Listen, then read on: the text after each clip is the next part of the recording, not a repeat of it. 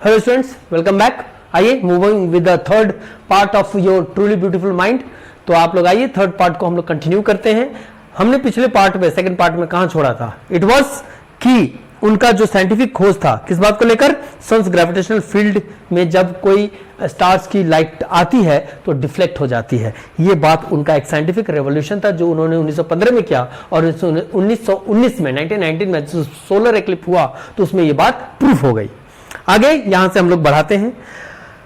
Albert Einstein had calculated in the year 1915 और ये बातें हो गई। अब आगे बढ़ते हैं। Einstein received the Nobel Prize for Physics in 1921 और उनके इन्हीं खोजों के कारण 1921 में उनको विश्व का सबसे बड़ा अवार्ड माना जाता है। वो क्या है? Nobel prize. उनको नोबेल प्राइज से सम्मानित किया गया 1921 में। The Nobel prize was based on the will of the famous Swedish scientist.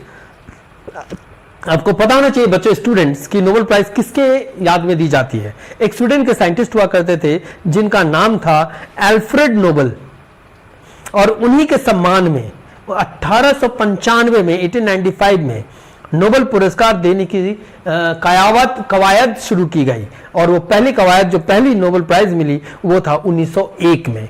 और आइंस्टाइन को नोबेल प्राइज मिला फिजिक्स पे काम करने के लिए, वो था ईयर 1921 में। ठीक है, ही वॉज शावर्ड, यानी कि उनको ऑनर से, सम्मान से एकदम क्या बोलते उसको दुआ दिया गया। He was showered with honour, उनकी झड़ी लग गई सम्मान की। And was invited to various places of the world, even the press praised him. वो इतने पॉपुलर हो गए अपने फिजिक्स के इनोवेटिव आइडियाज से और रिलेटिविटी की खोज से, थ्योरी से, कि वो विश्व प्रख्यात हो गए। पूरा विश्व उनसे मिलना चाहते थे। विश्व के देशों से उनको, सभी देशों से न्योता मिलता था। अखबार में उनकी वाहवाही एकदम छपती थी। अब इन 1933 जब Germany was under the power of Nazis, students इसको समझने की चीज है। आइंस्टाइन ने अब तक बहुत चीजें खोज कर दी, अब हालत आती है जर्मनी की, नाजी पावर, हिटलर।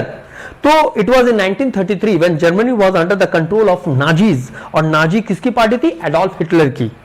उस समय में आइंस्टाइन ने जर्मनी छोड़ दिया था और ये यूनाइटेड स्टेट्स ऑफ अमेरिका में शिफ्ट हो गए थे हमेशा हमेशा के लिए।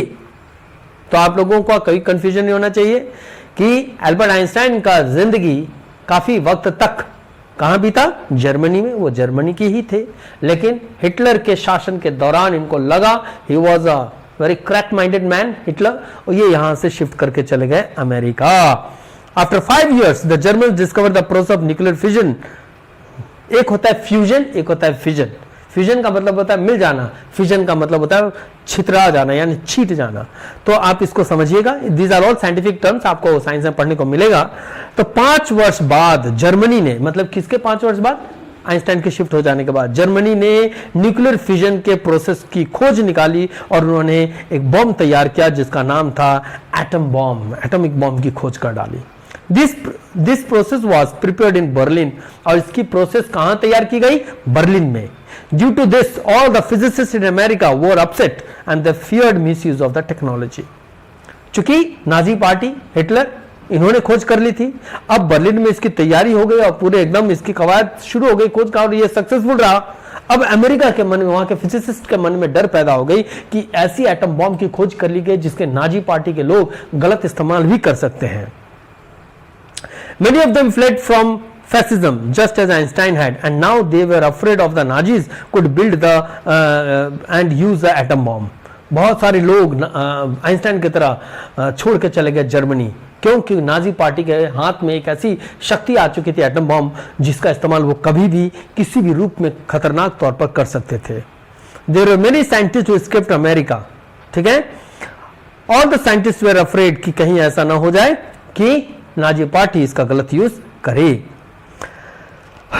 आगे बढ़ते हैं students. Okay, at the under of colleague Einstein wrote a letter. और नतीजा क्या हो गया कि ये स्थिति, ये खतरे को, विश्व खतरा को देखते हुए आइंस्टाइन को उसके साथियों ने रिक्वेस्ट किया, प्रेशराइज किया रिक्वेस्ट से कि वो पत्र लिखे प्रेसिडेंट ऑफ अमेरिका को। और उस वक्त के अमेरिका के प्रेसिडेंट थे Franklin D Roosevelt.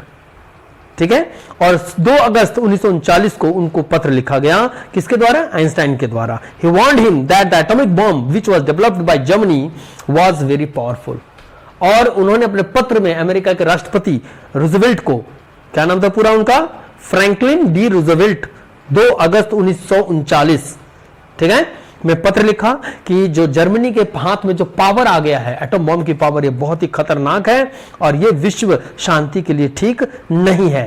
If one of these bombs were exploded in any port, it would not only destroy the area but also would destroy the surrounding territory. और वो इतना खतरनाक खोज था कि अगर एक बॉम्ब किसी पोर्ट पे, बंदरगाह पे पटक दिया जाए तो वो सिर्फ उस बंदरगाह को ही तबाह नहीं करेगा, उसके इर्द गिर्द के सभी टेरिटरीज को डैमेज कर देगा, खत्म कर देगा। और यही चिंता दर्शाती है कि किस तरह से आइंस्टाइन मानवता को भी समझते थे, इंसानियत को भी समझते थे। He wanted good of the people, he wanted peace in the world, that is why he wrote this to the American president.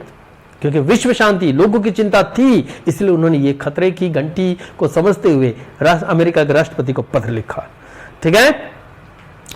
Albert Einstein ने पत्र लिख दिया उन्हें, और लेकिन the American developed the atomic bomb. Albert Einstein का जो पत्र गया अमेरिकन को वार्न करते हुए, his words did not fail to have any effect, इसका कोई फर्क, कोई प्रभाव नहीं पड़ा।